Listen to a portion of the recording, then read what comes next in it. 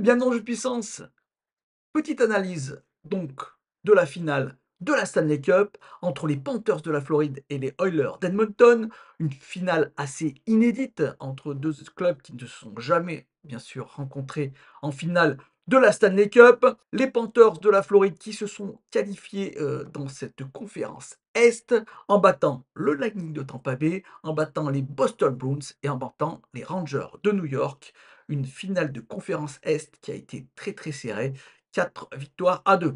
De l'autre côté, les Oilers d'Edmonton se sont défaits assez facilement des Kings de Los Angeles. Ensuite, ça a été le derby du Canada entre les Canucks de Vancouver et les Oilers d'Edmonton. Et ça s'est terminé en finale de conférence Ouest contre les Stars de Dallas. Victoire là aussi 4 à 2. Beaucoup d'attentes sur cette finale. On va tout de suite regarder les statistiques de V-Athletics.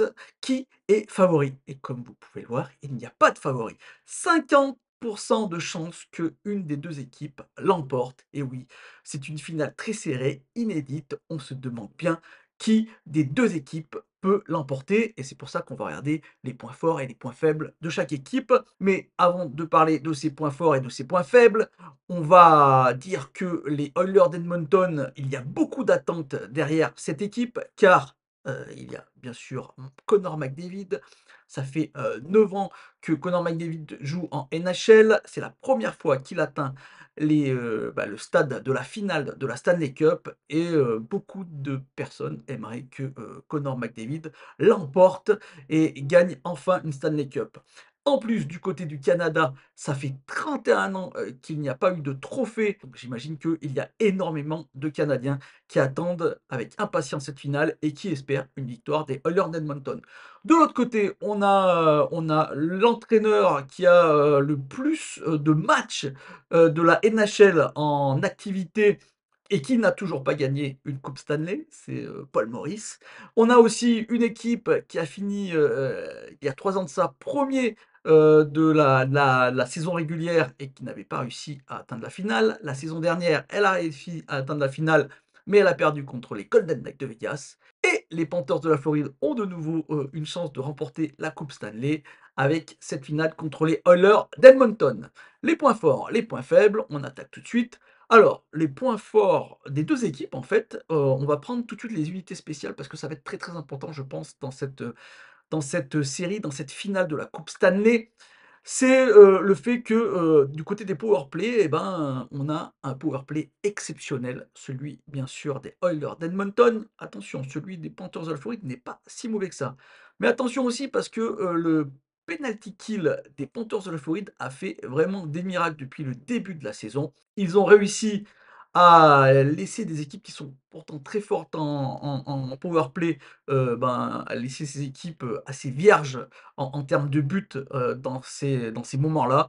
Je pense bien sûr à des joueurs comme Kucherov, Stamkos du Lightning qui sont très bons, Pasternak pareil. On parle bien sûr des Kreider, des Zibanejad, des Panarin qui ont été un peu aux abonnés absents, mais grâce à la défense et aux joueurs des Panthers de la Floride. Ça va être vraiment un match entre le power play des Oilers d'Edmonton et le penalty killed des Panthers de la Floride. Le point fort, bien sûr, donc des Oilers, c'est l'attaque. Le point fort du côté des Panthers, c'est la défense. Là aussi, ça va être très très intéressant à voir jouer. Une très très forte attaque avec une très très bonne défense. Les gardiens, du côté des gardiens, eh ben, un peu match nul, je dirais. Stuart Skinner a pu être des fois un peu déstabilisant, mais il a pu être très très bon. On pense au match 5 contre les Stars de Dallas où il a été exceptionnel. Et du côté de Borowski, c'est un peu la même chose. Des fois, il est plutôt moyen, mais il a été plutôt bon lors de ses phases finales. Comme vous voyez, comme le dit V-Athletics, vraiment une série très, très, très serrée et on va tout de suite passer à mes prédictions. J'avoue que je ne sais pas trop moi non plus qui pourrait, s'imposer. Alors, moi je vais vous dire, ce que je pense et ce que «j'aimerais» entre guillemets. Donc moi, les Oilers, ça serait, vraiment assez incroyable que cette équipe s'impose pour Connor McDavid, Leon Draisaitl. Il faut savoir qu'on va bientôt devoir renégocier, les contrats et que cette équipe va changer. Beaucoup de vétérans donc dans cette équipe, un top 4 de joueurs exceptionnels. Bien sûr, les 2 que j'ai déjà cités, Leon Draisaitl et Connor McDavid, mais aussi Zach Hyman qui marque des buts, qui a vraiment énormément, progressé offensivement.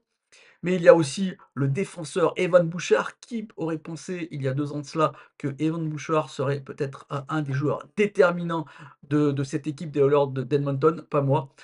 Heu, Après, il y a des lacunes, hein. Daniel Nurse, Cody Ceci, par exemple, en défense, ont été assez moyens, si ce n'est nuls. En attaque, la profondeur des Oilers d'Edmonton, c'est pas vraiment ça. De l'autre côté, on a une super équipe de forecheck qui a un jeu vraiment très plaisant à voir jouer. Moi, franchement, si je dois choisir en termes d'intérêt, de hockey sur glace pur, c'est vraiment du côté des Panthers de la Floride que je vais plutôt me pencher. On va me dire: «Connor McDavid, Leon Draisaitl aussi offensivement, c'est assez incroyable». Je vais dire: «Oui, mais c'est, plutôt individuel que ça se passe». Alors que de l'autre côté, on a vraiment un jeu collectif assez incroyable. On a un forecheck, le meilleur forecheck de la NHL, qui vont récupérer le balai, très haut, dans les zones défensives des équipes adverses, qui va après, tourner autour du gardien, créer énormément, de chances de marquer. Donc vraiment, les Panthers de la Floride, c'est vraiment assez incroyable à voir jouer. Du côté de la défense, en plus, ils ont 3 excellents défenseurs, là où, par exemple, les Oilers d'Edmonton n'en ont, à mon avis, que 2, Ekholm et Evan Bouchard. Du côté des Panthers de la Floride, on a, Brandon Montour, on a Ekblad, on a surtout Gustav Forsling qui est juste incroyable pendant ces playoffs. On a aussi des joueurs offensifs qui sont très bons défensivement. On pense bien sûr à Barkov qui récupérera sûrement le MVP si, les Panthers s'imposent. Donc vraiment, voilà, une très belle profondeur, peut-être la quatrième ligne qui laisse un peu à désirer. 2 équipes qui sont, très intéressantes à voir jouer et je pense que ces finales vont être assez incroyables à voir, mais je n'ai aucune idée de quelle équipe peut bien, gagner cette finale. Je vous le dis franchement, dans mes prédictions, je ne vous donnerai aucun vainqueur, j'en ai aucune idée. Dans tous les cas, on se retrouve, dimanche, c'est dimanche, ça commence dimanche, hein, ça commence là, dimanche à 2 heures du matin et oui, tous les matchs, auront lieu à 2 heures du matin. Vous pourrez le voir sur beIN, en français, mais aussi si vous avez le NHL Pass, vous pourrez voir avec TVA Sport. Je pense qu'ils vont faire comme la saison dernière, le NHL Pass nous avait permis de regarder les matchs en français avec, les commentaires québécois. Si c'est le cas, ça sera vraiment très intéressant pour les gens qui ont, le NHL Pass, comme moi par exemple. Sinon, vous avez beIN et là aussi, c'est très intéressant. Et si vous n'avez ni le NHL Pass ni, beIN, vous pouvez toujours aller sur les sites de paris, comme je vous ai dit, dans ma vidéo «Comment voir la NHL en toute légalité en France». Vous mettez 5 € sur ou même moins, hein, mais je crois que c'est 5 € minimum, sur un site de paris et vous pouvez voir les matchs, là, c'est commenté en anglais. Vous pouvez voir les matchs, avec, 5 € sur votre site de paris. Voilà, j'espère que cette petite analyse, bon, ça vous a pas trop éclairé, hein, parce que je vous dis franchement, moi-même, je ne sais pas qui va gagner, cette finale, mais j'espère que cette petite analyse vous a plu. Si c'est le cas, n'hésitez pas à me faire un petit like, un petit commentaire ou à la partager. Comme vous avez pu voir, je n'ai pas fait énormément de vidéos ces derniers temps. Il s'avère que je travaille énormément en ce moment, donc je fais comme je peux. Comme vous pouvez voir, je suis dans une chambre d'hôtel pour mon travail. Dans tous les cas, je vais quand même faire une petite vidéo, j'essaye de la faire demain sur, sur le concours, hein. Et oui, le concours, on va bientôt savoir qui aura gagné, le fameux concours, qui aura gagné un t-shirt du vainqueur, de cette coupe Stanley et le livre sur la NHL. À bientôt pour, de nouvelles news de la NHL. Allez, ciao!